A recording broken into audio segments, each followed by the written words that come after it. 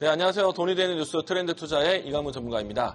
자, 오늘은 지난주 금요일장에 대한 전강 후약 시장 분위기를 그래도 좀 지금 지수 방어, 하방 지지 테스트를 보이고 있다라고 볼 수가 있겠습니다.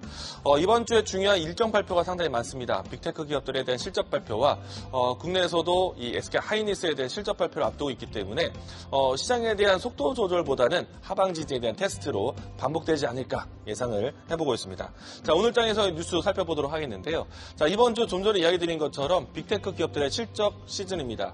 이 때문에 빅테크 기업들의 어닝 빅 위크라고도 이야기 나오고 있는데 아무래도 이 2차 전지 산업 테슬라와 그리고 또 빅테크 기업의 아마존이라든지 마이크로소프트 이와 같은 기업들에 대한 실적 발표를 앞두고 있기 때문에 우리 시장에 있는 2차 전지, 우리 시장에 있는 반도체 종목들에 대한 시장에 대한 눈치 보기 장세가 만들어지지 않을까. 그러면 전반적인 시장에 대한 움직임들에 대한 변동성을 큰 폭으로 기대하기는 아직은 좀 어렵다라고 볼 수 있겠습니다. 그러면은 지금 같은 시장은 하방 지지 테스트의 기간으로 보시는 게 좀 더 낫지 않을까라고 생각이 되고요. 그렇기 때문에 이슈에 대한 접근은 상당히 중요할 거라고 보고 있습니다. 자, 일단 두 번째 뉴스 살펴보도록 하겠습니다. 애플이 10월 달에 아이폰 16에 대한 판매량이 중국 안에서 상당히 늘었다는 측면인데요. 일단 전작의 15보다는 20% 증가되었다는 이야기 때문에 오늘장 초반에 아이폰 관련된 종목들이 오랜만에 반등세를 보이고 있습니다. 물론 이제 저가에 대한 인식으로 해서 추가 상승은 좀 가능할 것 같다라는 생각인데 일단은 시대에서는 지금 중국에 대한 이 판매량에 대한 추이가 더 연속적으로 나오는지를 체크해 볼 필요는 있다라고 이야기 드리겠습니다. 자, 세 번째는요. 오늘 시장에서 가장 강력한 섹터가 되지 않을까 생각되고요. 가장 큰 뉴스가 되지 않을까 예상을 합니다. 정부가 연말에 SMR 4기 건설에 대한 계획 발표를 한다라고 합니다. 이 내용 때문에 원전 관련된 종목들의 움직임이 좋고요. 추가적으로 폴란드 혹은 체코와 같은 주요 기업들에 대한 원전 계약에 대한 기대감도 형성되어 있기 때문에 연말 때까지는 이 원전 관련된 종목들의 움직임들을 기대해보자라고 이야기 드리겠습니다. 오늘 현재 시점에서 움직이고 있는 AI 키워드 살펴보도록 하겠는데요.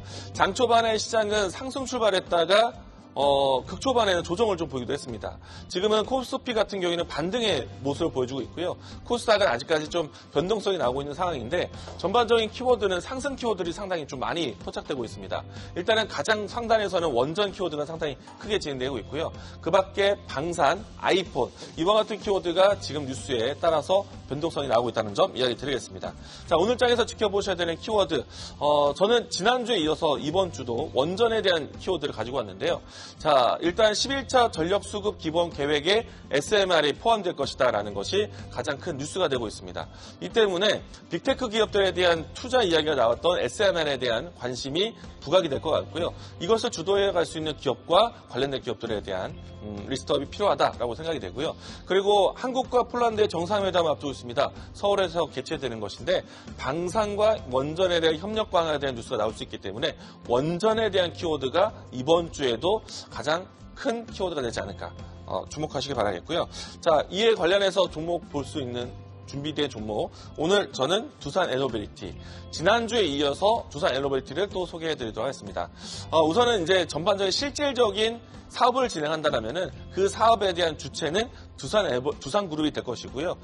일단은 SMR에 대한 사업 협력 경험이 있기 때문에 지금 정부에서 진행하고 있는 키워드 SMR에 대한 가장 큰 수혜주가 되지 않을까 생각을 하고 있고요.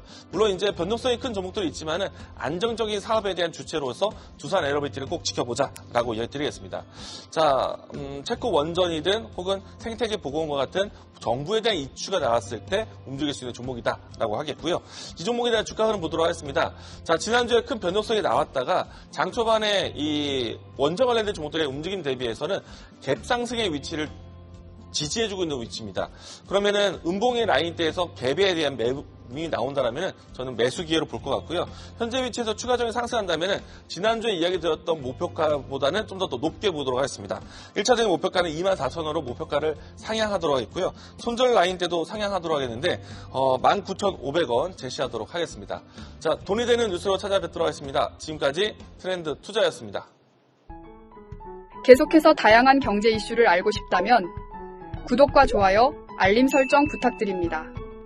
AI 캐스터 권미정이었습니다.